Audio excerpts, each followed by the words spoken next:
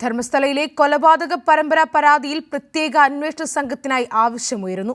അഭിഭാഷക സംഘം മുഖ്യമന്ത്രിയെ കണ്ടു. ഞെട്ടിലുണ്ടാക്കിയ വെളിപ്പെടുത്തൽ പുറത്തുവന്ന് ദിവസങ്ങൾ കഴിഞ്ഞിട്ടും കാര്യക്ഷമമായ അന്വേഷണം നടന്നിട്ടില്ല. ധർമ്മസ്ഥലയിൽ 1995-നും 2014-നും ഇടയിൽ സ്ത്രീകളെ കൊലപ്പെടുത്തി കൂട്ടത്തോടെ സംസ്കരിച്ചുവെന്ന ക്ഷേത്രത്തിലെ മുൻ ശുചീകരണ തൊഴിലാളിയുടെ വെളിപ്പെടുത്തലിൽ അന്വേഷണത്തിനായി പ്രത്യേക അന്വേഷണ സംഘം വേണമെന്ന ആവശ്യം ശക്തമായി ഉയരുകയാണ്.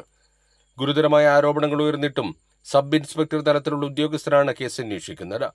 മുതിർന്ന അഭിഭാഷകരുടെ സംഘം മുഖ്യമന്ത്രി സിദ്ധരാമയ്യയെ സന്ദർശിച്ച് പ്രത്യേക അന്വേഷണ സംഘം വേണമെന്നാവശ്യപ്പെട്ട് നിവേദനം നൽകി.